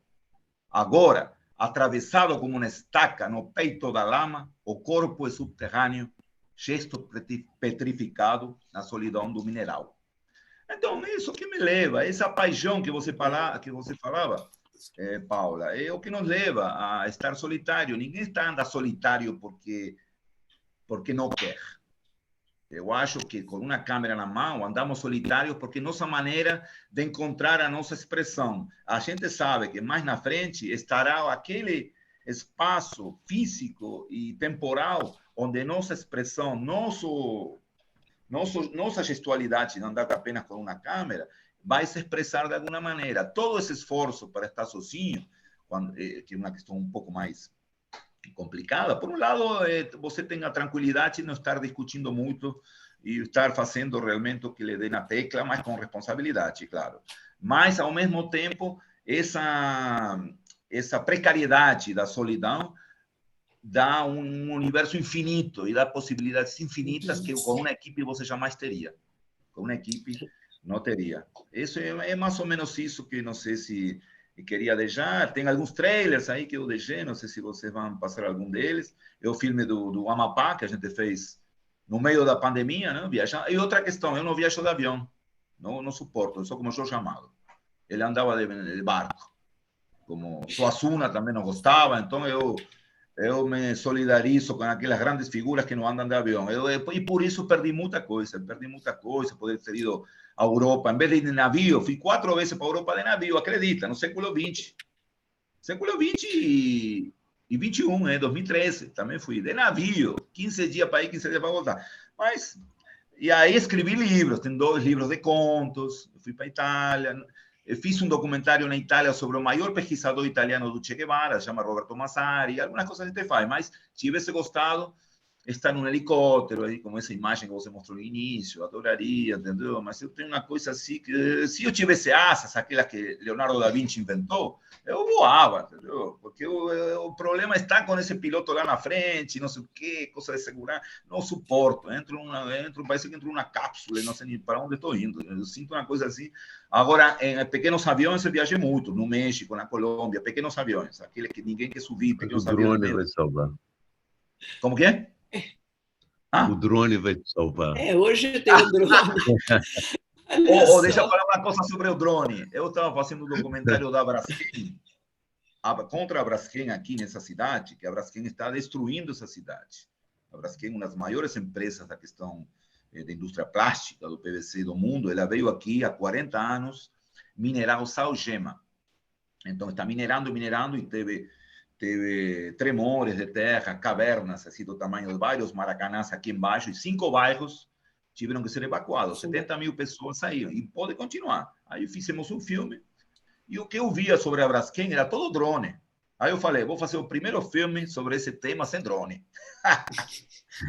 Aí não fiz drone, mas eu consegui 2 drones que aparecem rapidamente, e esse era o desafio. O desafio foi esse, fazer um filme hoje sem drone. Olha, obrigada, Pronzato. Antes da gente pedir, inclusive, para o pessoal rodar um dos trailers de um dos seus filmes, que você vai escolher, você comentou uma coisa muito interessante, e acho que Gabeira e Nashbin concordam com isso, que a gente, quando sai com uma câmera na mão e vai para campo, não obrigatoriamente com o roteiro definitivo, não quer dizer que a gente não tenha conhecimento de causa, porque a pesquisa anterior, a investigação, né, e o seu objetivo, eles assim são fundamentais. Fundamentais. Você precisa ter o conhecimento de causa para poder buscar aquilo que você quer mostrar, não é? Então é muito interessante esse seu comentário. A gente vai iniciar o debate. Além do mais, a pesquisa posterior. Eu, por exemplo... Posterior também. Não, porque o tema que eu tinha um livro apenas, um material. Hoje tem um monte de certos temas. Entendeu? Marighella, tudo que aparece consigo, tudo, tem 100 livros do Che Guevara, tinha um antes de começar a pesquisa. Entendeu? E depois do filme que eu vou procurando. Canudos, trabalhei muito o tema de Canudos, me apaixonei por Canudos. Aquele deserto, aquela luta brasileira, que tudo se concentra aí, a luta contra a elite, está tudo lá. E eu tenho uma biblioteca imensa sobre esse tema agora. Mas foi depois. Eu vou Foi depois. Isso. Uma vez nós chegamos, nós estávamos no Cariri cearense e, de repente, descobrimos um bombardeio que fizeram em pleno Cariri do Ceará, né, de populações que estavam vivendo, né, em sociedade, uma sociedade apenas de trocas, e o governo brasileiro ficou com receio de surgir ali um novo Canuto e bombardeou. E a gente depois é que foi pesquisar, a gente só soube lá, né? É a história não contada, né? Então, nós daqui a pouco vamos abrir o debate. Muito obrigada por sua contribuição. Eu vou pedir que o Bruno rode o trailer de um dos seus filmes, você escolhe, antes de iniciar o debate. Eu escolho? É difícil. Você escolhe. Bota o da Braskem mesmo, o da Braskem, já que falei aqui. Da Braskem, tá. É curtinho. E tem o drone aí para a galera. Se filmar isso aqui, do ponto de vista aéreo, e comparar com uma imagem da Síria, talvez as pessoas não saibam separar. Nunca foi visto nada igual, pelo menos pela população da nossa comunidade, que venha trazer lembranças tão catastróficas como essa. São 57 mil moradores que estão afetados diretamente.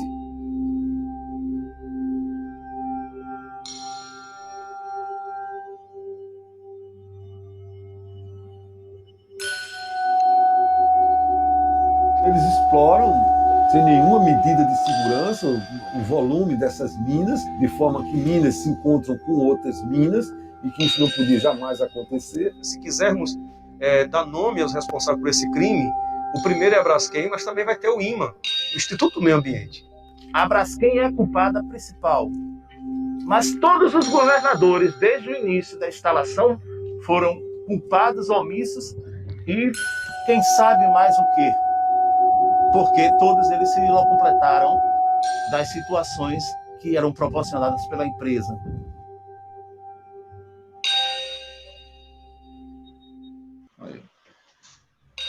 É isso aí.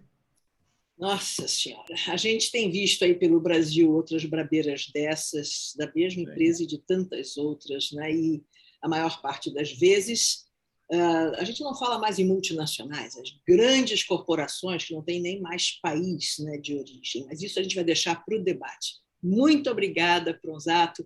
Olha só, já estamos recebendo perguntas, tá? Muito importante, gente, vocês... Para enviarem perguntas, tem que acessar aqui embaixo, na tela, o QIA, mandar as perguntas e a quem se destinam. Tá? Aliás, aqui nós vamos deixar claro o seguinte, você pode mandar como pessoa anônima, aqui tá, não precisa se identificar, não. Já vieram algumas perguntas, então eu acho que já podemos dar início ao nosso debate. Eu aqui estou com a primeira pergunta, um minutinho só, que é a seguinte. Um participante anônimo. Nessas incursões pelo mundo, qual é a infraestrutura de sobrevivência que você leva com você? Formas de habitação, etc. Por exemplo, aquela rede, né, que você só tem a rede com aquele cortinado em cima e pendura entre duas árvores no meio da Amazônia. Né? Essa pergunta, eu acho que poderia ser, de repente, para o Nachibin. Que tal? Pode ser. A pergunta é boa. Que sobrevivência... Bom, uma rede de proteção para mosquito, eu sempre levo, um kit básico de remédios, mas bem básico mesmo, algumas barrinhas de cereais, água, e não muito mais do que isso. Não muito mais do que isso. Assim, não gosto de encher minha bolsa de remédios, não. Eu acho que atrai maus fluidos. Eu levo assim um basiquinho ali, se precisar, e na hora eu, enfim, tomo lá o chá local, a folha local, a erva local, o que for local, para me curar quando... Poucas vezes isso foi necessário, né? Estômago de viajante, enfim, eu raramente preciso, mas é basicamente por aí, pouca coisa. Maravilha. Tem uma pergunta aqui do Jadson, que, na verdade, é para todos vocês, tá? Ele coloca primeiro: conteúdo fantástico e enriquecedor, profissionais fantásticos, parabéns. Acho que minha pergunta pode ser para todos. Como sobrevivem financeiramente com seus trabalhos em vídeo? De onde vem a remuneração para trabalhos autorais como esses? Ou nem sempre são autorais e ele agradece? Eu acho que Gabeira podia começar respondendo. Olha, no meu caso, a resposta é simples, né? Eu recebo um salário para fazer isso e a produção é paga também. A produção consiste, de modo geral, em carro, hotel e gasolina, só, né? Não gasto mais do que isso, carro, hotel e gasolina. Quando se trata de um trabalho autoral, nós estamos formando um pequeno grupo que trabalharemos no fim de semana e vamos sobreviver com os excedentes do salário, entende? A gente trabalhará para a televisão e nos fins de semana vamos tentar fazer um documentário com a nossa produção mesmo, entende? Aí tem um carro velho do auxiliar de som que ele vai colocar em cena e tem a minha disponibilidade, o meu equipamento. Eu trabalho com equipamento próprio, né? As câmeras e o equipamento de áudio e o drone, para lembrar a história também são meus. Então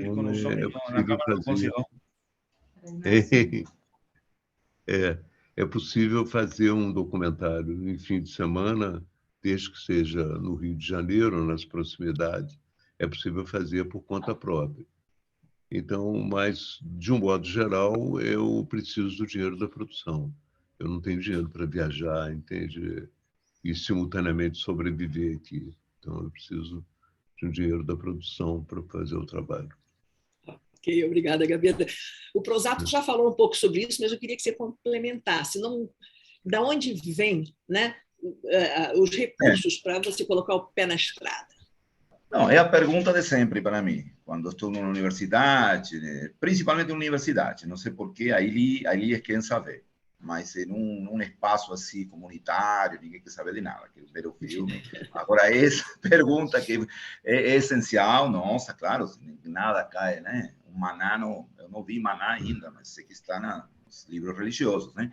Mas, bom, a gente tem nosso Maná. O meu, particularmente, depende do trabalho. Tem muitos que são convites, sindicatos, movimento social, como eu falei, o Dandara foi convite do Brigadas Populares, que é um grupo político, sediado em vários estados do Brasil, principalmente lá. Braskem eu fiz por minha conta, então saio atrás de apoios, faço um projeto, são 2 páginas, uma é o título, outra é o que eu peço, acabou. Eu mando hoje eu mando pela internet, antigamente fazia uma pasta de papel, coloco um valor pequeno, R$500, R$1.000, R$1.500, R$2.000, o que quiser, e a pessoa entra, e depois eu coloco as logomarcas, por valores ínfimos, não? Tem gente que me diz que é um cinema de mendicante, mas tudo bem, eu sou do teatro, eu sei o que significa ser mendicante, como era Federico García Lorca com seu teatro La Barraca na Guerra Civil Espanhola. Então, para mim é fundamental, a mendicância não tem nenhum empecilho. E a outra agora eu estive trabalhando com um produtor, que sim, inventei ele como produtor, Paulo Pedrinho, uma pessoa sensacional, da Pastoral Operária. Então, fizemos 2 filmes ligados ao tema religioso, da Igreja da Libertação e tudo mais, Lancelotti Dom Paulo Evaristo e Paulo Freire, ele se dedicou a conseguir os apoios.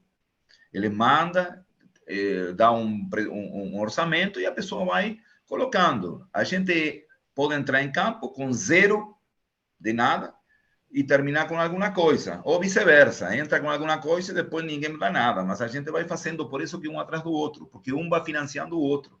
Financiando é uma palavra que não se aplicaria realmente ao que eu faço, mas de alguma maneira a gente consegue, não? Porque eu acredito que esse cinema, esse meu, estou falando, você pode fazer caminhando realmente, com uma câmera na mão.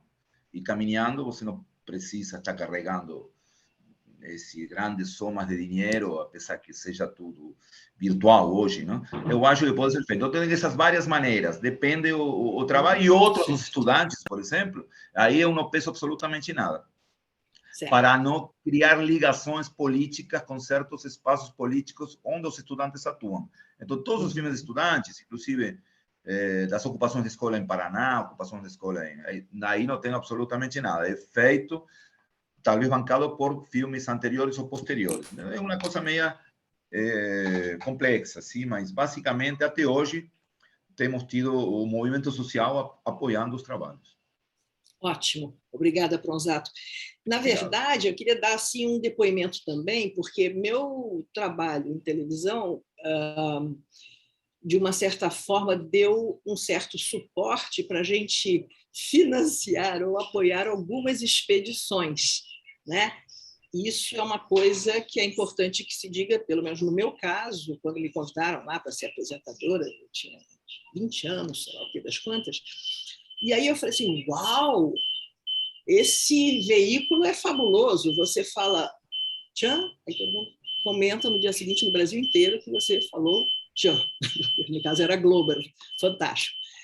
E aí eu comecei a conversar, né, com o meu companheiro de vida e trabalho, Roberto Werneck, biólogo, que a gente podia produzir documentários e colocar em televisão. Então, a nossa produção inicial foi financiada pelos nossos trabalhos anteriores. Ele professor, eu apresentador de TV e tal. E aí começamos a comprar os primeiros equipamentos. Isso é bom que essa nova geração saiba que hoje existem essas câmeras compactas, os celulares que produzem muito bem, né? Registros e tal, de imagem e som, mas na época não existia no Brasil, os equipamentos eram carérrimos, a Reflex SR e um Nagra que sincronizava outras duas câmeras, outra Reflex, uma Bolex.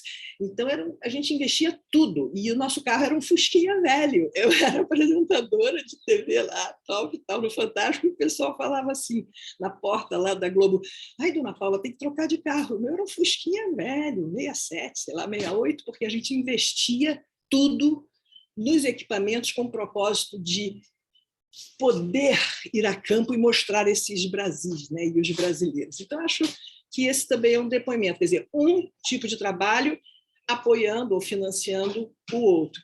E havia momentos em que a gente não tinha simplesmente recursos, não tinha fechado contrato nenhum, mais tarde, de forma independente para o próprio Fantástico, o que a gente fazia? Olha, não pode esperar, está acontecendo não sei o que em tal lugar, ou na Amazônia, ou lá onde seja. Assim, olha, o pessoal não pode esperar, a gente está indo.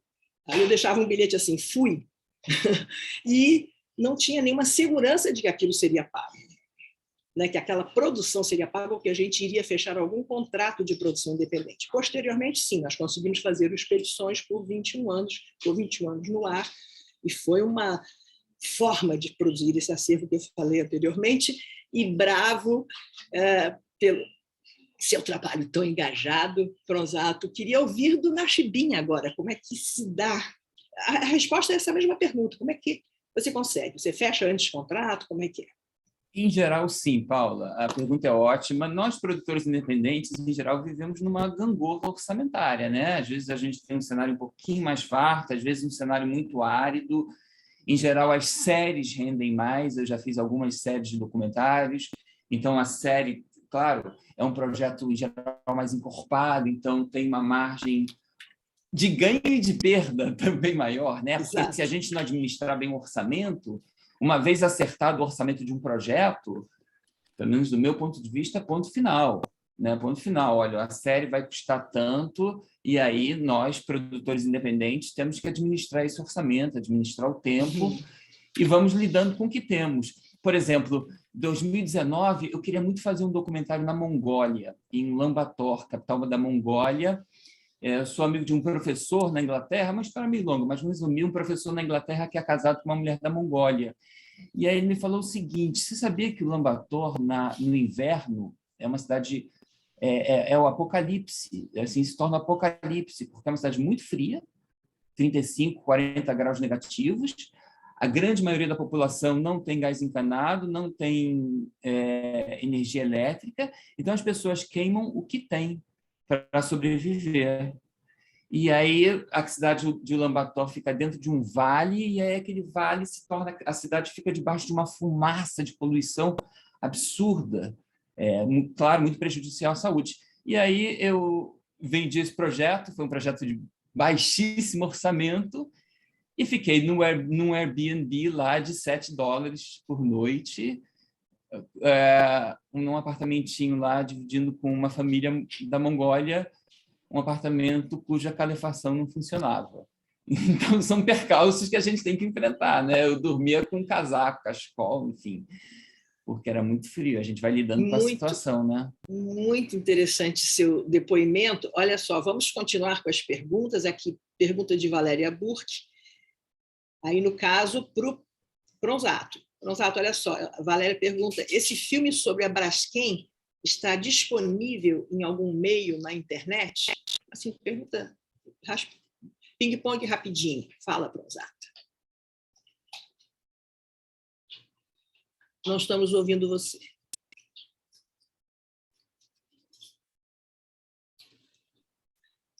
Aqui estamos com algum problema. Ativação. Foi. Ativação ativado. Então, o nome dela é Valéria? Valéria. Não entendi. Valéria, é o seguinte, o filme está postado no meu canal. Eu abri um canal em abril, nunca tive canal. Meus filmes estão postados muito em canais de editores, de uma maneira de eu pagar a edição, que realmente eu edito o filme, mas eu monto o filme, mas eu tenho um editor que finaliza, que tira aquela respiraçãozinha, que tira, inclui a música, tudo, mas eu fico dias e dias montando o material nas novas plataformas, nos programas, mas aí, então, muitos estão em diversos canais, espalhados por aí, mas eu abri um canal, tenho, eu acho, 13 ou 14 filmes que estão aí. Braskem está no canal, se chama Carlos Pronsato, ela procura canal Carlos Pronsato, e já entra e já vai ver. Inclusive está em inglês. A gente recebeu de um escritório da Holanda, que trabalha os direitos de muitos atingidos aqui, que eles se ofereceram para legendar. Então, pode legendar tranquilo, né? Então, também está em inglês. Se quiser espalhar, está lá, no canal. Enfim, e essa é uma resposta para todos vocês que estão nos acompanhando online. Importantíssimo vocês continuarem a fazer as perguntas e dizendo para quem são as perguntas. Olha só, pergunta do Danilo. Gabeira e Nachibim. Ok? Aí, para o Carlos também. Uma questão que pode interessar a vários é como profissionalizar o cinema andarilho, que de início é autônomo. O objetivo de todo aquele que registra é posteriormente divulgar o trabalho. Mas, para além da internet, como fazer isso de modo mais institucionalizado através de uma agência de cinema, né? De uma amostra ou canal televisivo, por exemplo. Enfim, como se dá essa ponte do autônomo para um meio formal, para uma profissionalização do trabalho? A pergunta é para os três, aí vocês escolhem. A gente pode começar pelo Gabeira. Vamos lá, Gabeira. Perfeito. Olha, é uma pergunta muito difícil, né? Porque eu acho que existe um mercado. Hoje, mais do que nunca, existe um mercado de televisão.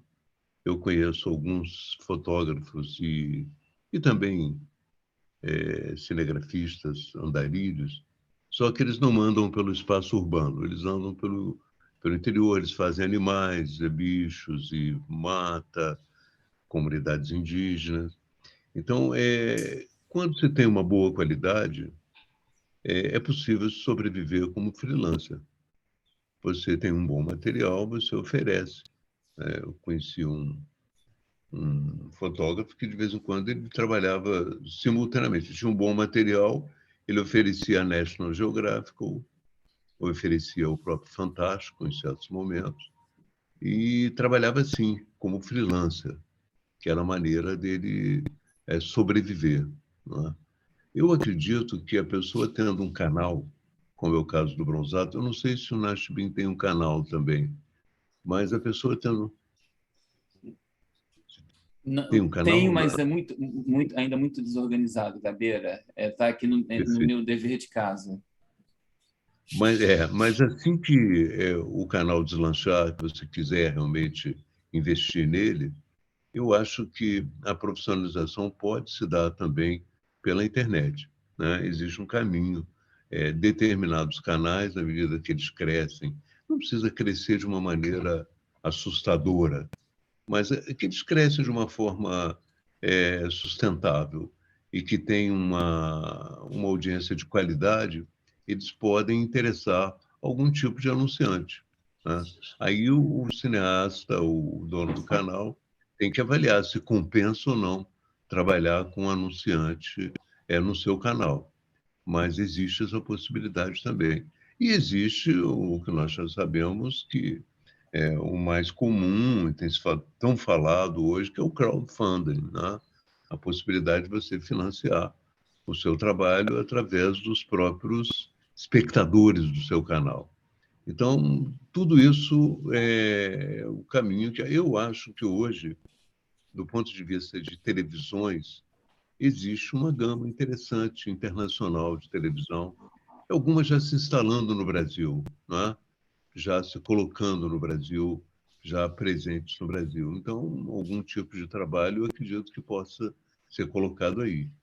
Outro tipo de trabalho é no canal, no próprio canal, e através do próprio canal, no futuro, examinar se interessa ou não ter um financiador ou optar pela outra alternativa, que é o crowdfunding, de ser financiado pelos próprios espectadores do canal. A outra hipótese é exatamente essa que o Pronzato mencionou, de você fazer algum tipo de trabalho já programado com financiadores interessados nesse trabalho. Né? Outro, ou um movimento social, um sindicato, ou uma cidade que seja, entende? Um município que queira fazer alguma coisa. Enfim, há muitos caminhos, mas em tese, assim, eu só vejo dois. Ou você é contratado ou é freelancer. Entende? São os dois, aparentemente, grosseiramente, os dois mais comuns. Né? Obrigada, Gabeira. É isso mesmo. Bom, quer dizer, como é que se dá a passagem do amador, do andarilho, ali com o pé na estrada, do nada, para a parte formal, para a profissionalização? Nashbin, dá aí sua opinião sobre isso. Eu só acrescentaria ao que o Gabeira disse, concordo 1000% que o caminho é esse, de tentar também acessar, enfim, alguns... eu não gosto de usar essa expressão, mas alguns players do mercado, né?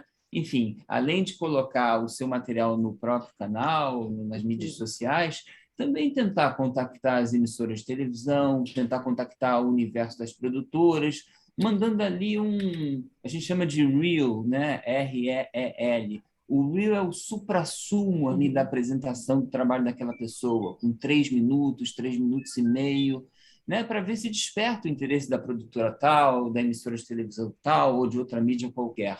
O Reel é uma ferramenta muito interessante, porque é curta e tem ali o resumo do que de melhor o videomaker, o andarilho ainda não profissional já fez. Esse é o conselho que eu daria.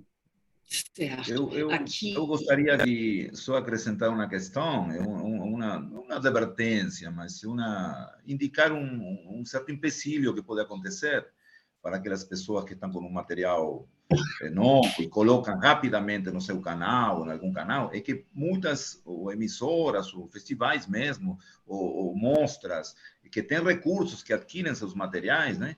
Eles não adquirem por causa de que o filme já está no YouTube, ou já está em alguma plataforma. Então, isso é um problema para algumas pessoas. Para mim já foi, em algumas oportunidades, inclusive solicitar tirar o filme, eu não concordei. Eu prefiro não pegar esse recurso e manter o filme desde o momento que lanço e que ele permaneça. Eu tento até hoje, não sei como será o mundo daqui a pouco, já está sendo, mas eu continuo talvez uma resistência meia inútil, né? De que quando você posta um filme, ele fica. Eu ainda não consigo entender muito esse mundo da virtualidade inserida numa sala de cinema, porque você tem datas de estreia e de validade, fica um tempinho, né? Por os contratos, ou por não sei o quê, ou porque o filme ainda está em processo de não de produção, de conseguir mais recursos. Então, entra um dia, sai no outro, ou no festival, tem um festival. Eu nunca até hoje consegui assistir um filme em festival por causa disso. Eu não consigo. Eu tenho que ir no cinema, ou tenho que ir no cineclube, ou o filme está postado. Tem filmes que sei que estão em plataformas de streaming raras, assim, com nomes estrafalários que eu não conheço, Torrent, por exemplo, né? E eu quero ver o filme de Bartolucci, um filme, qual era? 900. Eu não consigo no YouTube, eu assisto muito filme, mas graças a isso assisto muito filme noir, cinema noir dos anos 40, 50 americanos, porque é o que está disponível no YouTube. E é sensacional, porque a grande aula de cinema está ali, da fotografia, do roteiro. Então, eu perco o filme atual, não vejo nada, por causa que está tudo escondido nessa proposta de colocar filme dessa maneira. Eu quero entrar nisso aí. Então, eu botei o filme, estreou e já fica lá. Quem quiser assista, quem não quiser não assista, quem quiser compra, quem quiser não compra. E a gente não vai parar por isso.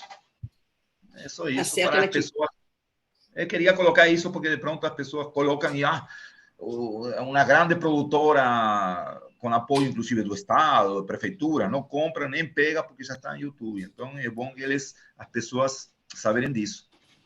Exato. E aqui fizeram uma observação, na Chibi não trabalha com câmera fotográfica, por conta da câmera que ele mostrou, né? Porque o formato da câmera ajuda, a pergunta seria, o formato da câmera ajuda a pensar as imagens? Né? Porque Gabeira estava falando da Leica, né? Da câmerazinha digital, de uma lente só, né? A nossa produção toda foi com teles, por conta do tipo de documentação. No seu caso, Pronzato, aí eu não sei, queria que vocês respondessem de uma forma geral, vocês escolhem. Fala, Pronzato, depois no Chibim. Luiz, que já está apertrechado com a arma. Eu peguei a minha filha, né? Eu peguei aqui a minha filha para, enfim, para dizer que eu tenho já assim, muitos anos de manuseio, né? De domínio do peso, da textura, do formato desse tipo de câmera, né? Uma camcorder. Então, eu acho essa câmera mais guerrilheira, digamos assim, do que uma DSLR. Eu trabalho com DSLR também, mas em situações sob controle. E, em geral, também quando eu estou em equipe, quando eu estou com pelo menos 2 pessoas, mas sozinho, no campo, na pauleira, no caos, eu prefiro esse formato ou, eventualmente, o celular. O documentário cujo trailer eu mostrei agora há pouco, o preto e branco, eu filmei, é um documentário de 1h20, mais ou menos, devo ter filmado 70% com essa câmera aqui e 30% com o celular. Eventualmente em lugares muito cheios, sabe? Eu filmei dentro de ônibus, dentro de trem, eu optava pelo celular. Gabeira, como é que você se sente? Confortável com a sua câmera de manuseio? Eu trabalho com o sistema da Panasonic, a Lumix, e eu gosto muito Primeiro, eu escolhi por causa da imagem, né? Segundo, eu escolhi também porque é um sistema, eu tenho várias possibilidades. Eu tenho uma câmera de televisão também, da Panasonic. Eu costumo trabalhar com o mesmo sistema que eu posso intercambiar lentes, né? Intercambiar não só lentes, às vezes eu intercambio também carregadores, baterias e tal, então fica mais... E eu trabalho com a Lumix S1H, que é uma câmera muito interessante dentro dos limites. Aliás, é a única DSLR que a Netflix aceita como câmera, entende? O meu trabalho não aceitaria porque eu não tenho o talento para isso, mas quem tiver talento e utilizar essa câmera, certamente será a Netflix é a única câmera que eles aceitam. Mas, na verdade, a gente precisa compreender uma coisa, que o equipamento é importantíssimo, né? Mas não resolve, não é o equipamento, né? É a pessoa que faz o equipamento, que trabalha com ele. Às vezes, por exemplo, eu vejo uma quantidade muito grande de lentes, eu levo muita coisa na estrada, mas quando eu observo mesmo, no dia a dia, você só usa uma coisa. Essa câmera que o Ronaldo me mostrou, ele deve usar todo o tempo, ela e pronto, entende? Você volta com... Você não está todo o tempo trocando lente, não dá.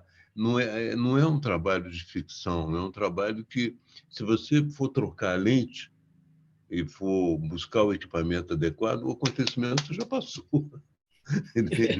Não tem condições Você tem que ter uma câmera que você tem na mão e que, como ele diz, dorme com ela. Eu durmo com uma câmera na minha mão, que eu estou acostumado com ela, e qualquer circunstância que venha, eu já utilizo como se fosse, eu vou usar uma expressão que eu não gosto, mas como se fosse um pistoleiro, entende? Daquele do faroeste, que no momento dispara, independente da circunstância. Eu uso a mesma expressão, Gabriel. Eu também não gosto, mas é isso, né? Pronto para tirar da cartucheira, assim. Gente, são duas outras coisas. Rapidinho. Esse meu equipamento é uma sacola que, inclusive, é da saudosa Jornada de Cinema Internacional de Cinema da Bahia, que o Silvio frequentou muito, grande amigo do Guido Araújo, né? Que quando ele faleceu, infelizmente, já foram 38 jornadas, 38 anos, onde eu conheci os grandes cineastas, desde Santiago Álvarez, Pino Solanas, tudo. E uma sacola da jornada ainda, está aqui. E minha câmera é uma Sony, uma Handycam pequena, que entra aqui, então cruzo isso no corpo, ninguém sabe que eu tenho uma câmera. E um microfone de lapela, adaptei um fio bem longo para poder ter espaço de fazer uns planos mais abertos. Mas quando às vezes tem um recurso maior, com vídeo, chamo câmera com uma câmera muito melhor, inclusive fotográficas, né? Que essas novas, não? Mas eu não consigo trabalhar com uma câmera fotográfica para fazer imagem. Para fazer foto, na câmera de foto, eu sou meio antiquado nesse sentido, não? Apesar de não estar acima dos 90, né? Mas eu acho que eu gosto dessa coisa assim. A padaria, para mim, é padaria, não é padaria paulista, entendeu? Para mim, essas coisas são assim. Então, câmera de foto, câmera de cinema, cinema. Olha só, vocês falaram 3 coisas que eu gostaria de comentar aqui, inclusive, mais uma vez, falando para esse pessoal, para a nova geração. Quando houve a transição, por exemplo, da película, porque se fazia, pessoal, atenção, hein, se produzia, né, tudo para o jornalismo na década de 70, início dos anos 80, se produzia em filme, câmera de 16mm, revelava, né, montava na moviola e depois som separado e roda projetor. Era assim que se fazia televisão na área de jornalismo, né? Globo Repórter, Fantástico, tudo mais. Bom, nós fizemos muito, o Globo Repórter foi assim, né? Nosso primeiro contrato de produção independente. Mas quando houve a transição da película para aquele desgraçado daquele Matic horroroso, o que o Roberto fazia? Ele tinha uma montura na câmera de vídeo e ele botava as câmeras que ele usava, as lentes, desculpe, das câmeras de cinema e colocava na câmera de vídeo. O pessoal falava, não, mas isso daí é 1 polegada, isso daí não é uma TIC, estava surgindo ainda o Betacam, e não, era já uma produção mais bem cuidada. E aí, nesse caso, especificamente, a câmera nós sempre usamos como uma arma do bem. Isso é o segundo ponto que vocês colocaram, que eu acho importantíssimo comentar. Uma arma do bem. Já fizemos coisa lá na fronteira com a Venezuela, garimpo e tal, e o pessoal todo, a gente numa canoinha de ubá, aquela canoinha de madeira, os caras podiam virar a nossa canoa e desaparecer com a nossa equipe. E aí eu me lembro que eu peguei minha câmera e falei assim, E tinham filhos de deputados envolvidos e tudo mais. Aí eu falei, tá bom, eu estou registrando todos vocês aqui, vou mostrar no Fantástico. Aí ficou aquele clima, as pessoas se amedrontam quando você está registrando e fala que você vai colocar no ar, na televisão. Então, uma arma poderosíssima. Aí, pessoal novo, nova geração, celular também é uma arma muito poderosa para vocês mostrarem o que está acontecendo, ou vocês montarem toda uma obra de vocês. Pode ser na área de ficção, pode ser documental, isso é importantíssimo. E uma última colocação que eu queria fazer, na verdade, nosso tempo daqui a pouco está acabando, é a pergunta, não é uma última colocação, é uma pergunta da... Até chegou mais uma e outra, a gente não vai dar tempo de botar todas as perguntas. A Rosemary pergunta para os três, tem 30 anos já o filme Thelma e Louise, vocês identificam as mulheres nos filmes de estrada e vai por aí afora, um bando de gente dando parabéns. Olha, vocês que estão nos acompanhando online, não vai dar tempo de responder a todas as perguntas, mas vocês têm aí os canais através do Festival de Brasília para entrar em contato com nossos convidados maravilhosos, porque eu gostaria de ouvir deles as últimas colocações. Eu gostaria de dizer para vocês continuarem mandando perguntas, mas não cabe no nosso tempo aqui. Então, últimas colocações. Gabeira. Bem, Dá-lhe, Gabeira.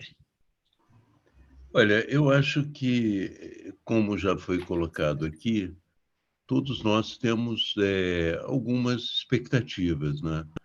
Eu acho que todos que querem sair com uma câmera na mão deviam sair mesmo, e nós estimulamos, porque é excelente. Você mencionou aí o caso dos smartphones.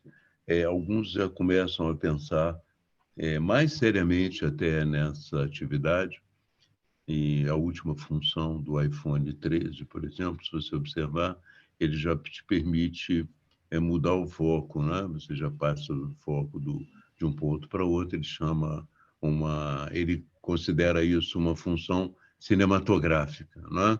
Então, o 13 já é uma tentativa de se aproximar dessa expectativa de você fazer um documentário com apenas um celular.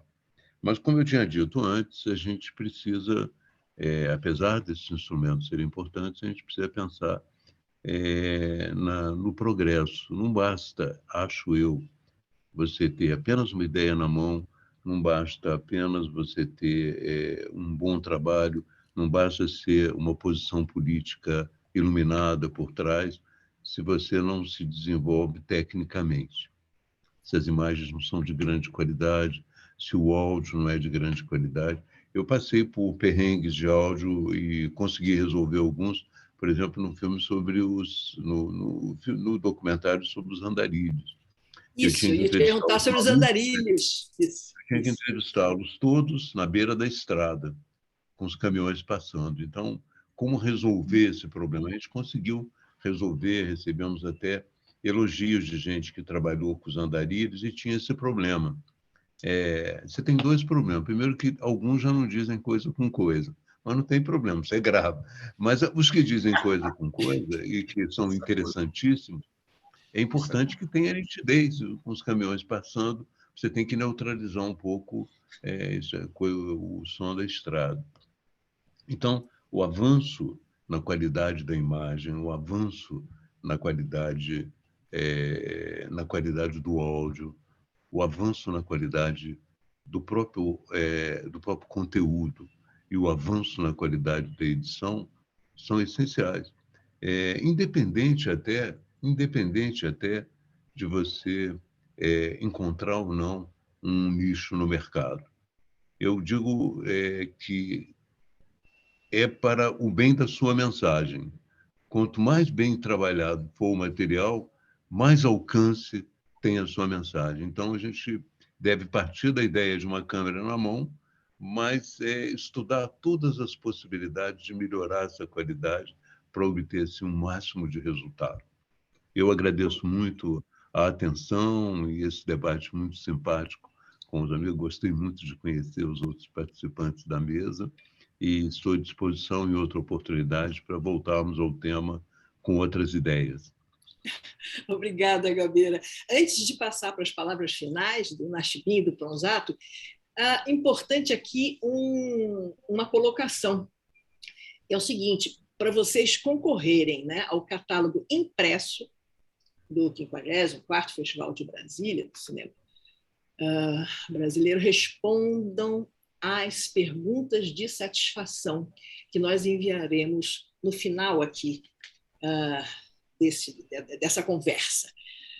Não deixem de responder a pesquisa de satisfação, vai ter aqui um chat, né? Lá no final da atividade tem ali um lugar que vocês podem responder e podem concorrer a um catálogo impresso.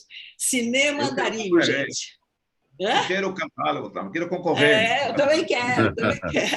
Cinema Andarilho, gente. Fala aí, Nashville. Palavras finais. Palavras finais, acrescentando o que o Gabeira disse. Eu comecei minha vida no mundo da comunicação como jornalista esportivo. Na época, eu cobria muito Flamengo. Trabalhei em rádio primeiro, antes da televisão.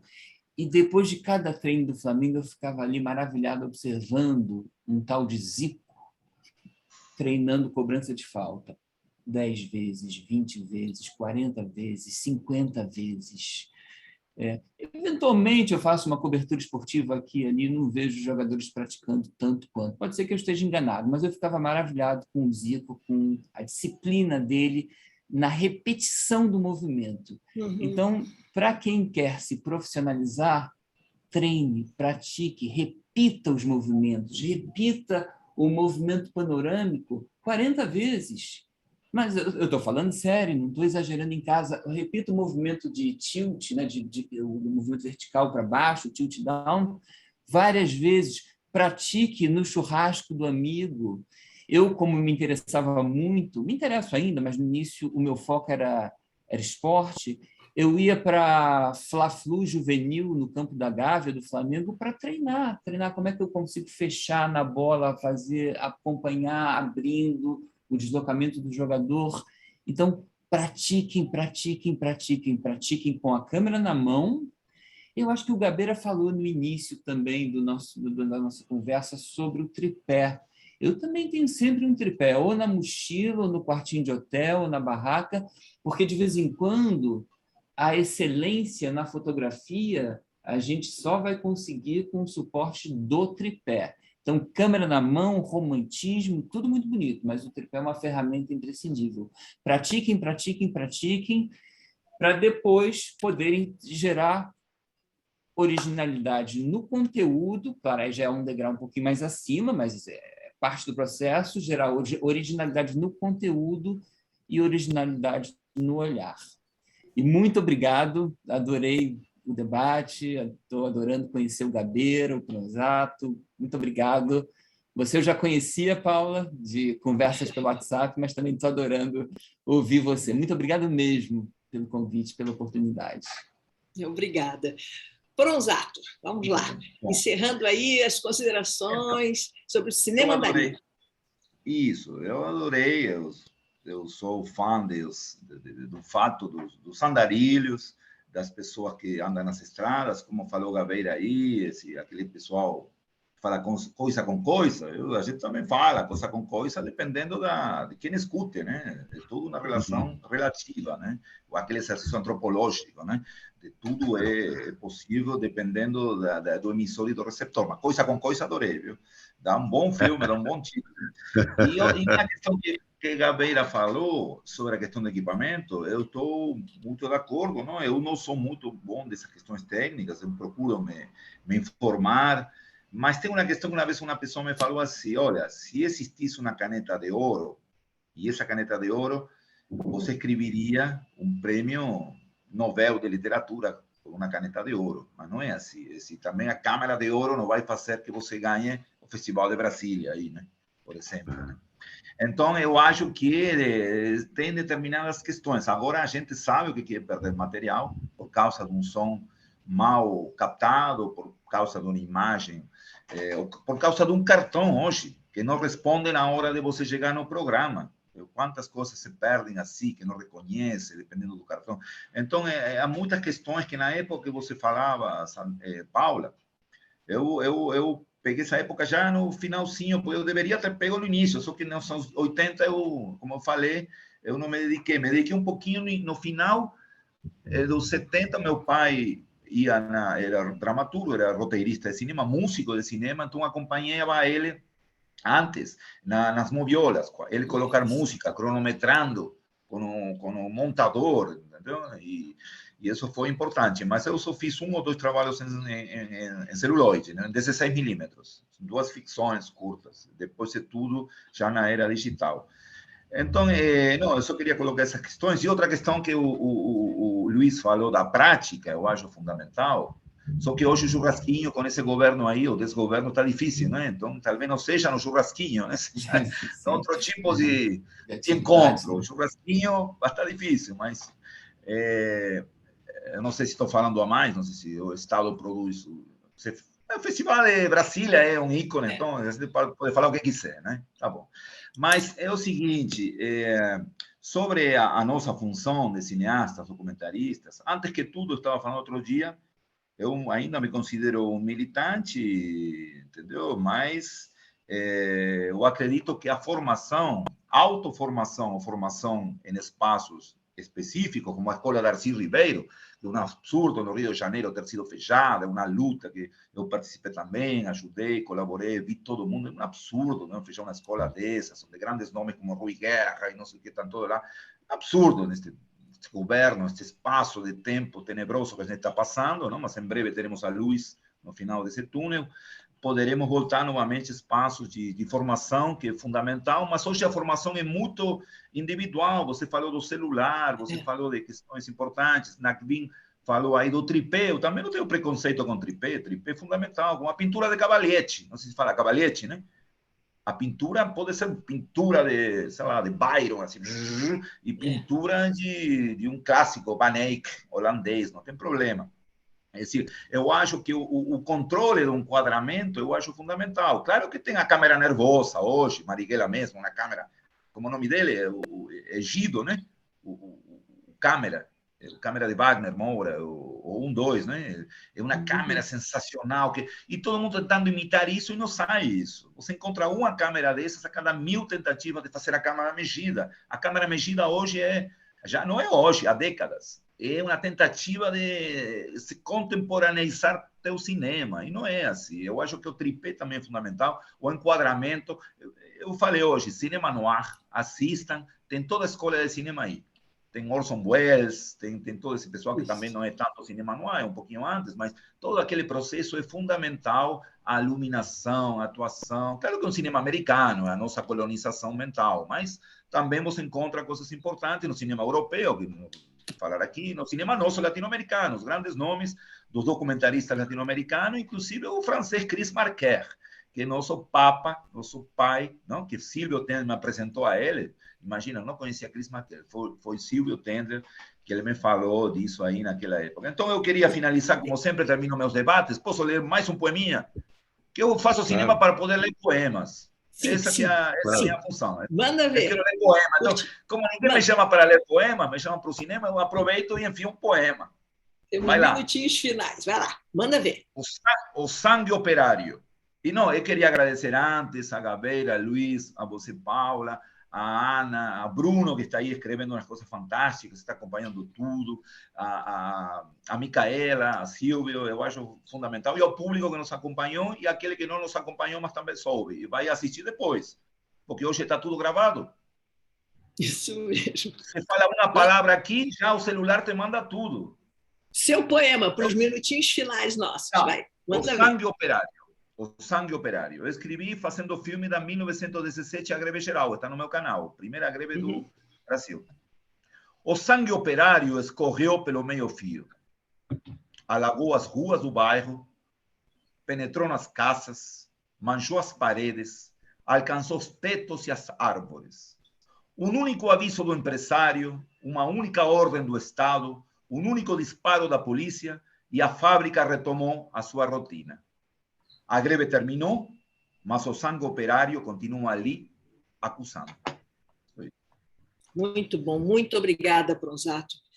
Nossa, obrigado. Muito obrigada a todos vocês. Obrigada, Silvio Tendler, por ter organizado esse seminário tão gostoso e referência para as novas gerações, não é? Referência para as novas gerações. Da minha parte, eu vou continuar teimando e lutando para preservar esse acervo que fizemos, né, e que se encontra na sede da nossa produtora, tem mais de 4 décadas, né, de filmes, fotos, vídeos em vários formatos, e que nós já conseguimos digitalizar uma boa parte, mas estamos lutando para terminar de digitalizar, para não acontecer o que aconteceu na Cinemateca Brasileira, não é? Perdas irreparáveis. Mas, enfim, tempo, como vocês falaram, tempos melhores virão, principalmente por conta de pessoas engajadas, que acreditam, né, nas novas gerações, que acreditam no audiovisual, gente, que acreditam na cultura. É educação, comunicação. Eu acho que essas coisas são inseparáveis, né? Bom, muito obrigada pela participação de vocês que estão nos assistindo, nos acompanhando. Continuem participando das atividades do Festival de Brasília, do Cinema Brasileiro. E olha só, para conferir a programação é só visitar o site festcinebrasilia.com.br. Viva o cinema brasileiro, viva os realizadores e viva a cultura brasileira. Obrigada, pessoal. Obrigado a todos e todas. Foi um encontro maravilhoso. Como diria a ministra, há tantos encontros a meio de tantos desencontros. Foi uma bela manhã. Obrigado a todos e todas. Tchau. Obrigada. Muito obrigado a todos. Obrigado, Silvio. Obrigada. Obrigado ao público. Obrigada. Ao Beijos. público, né? Obrigado. Para vocês.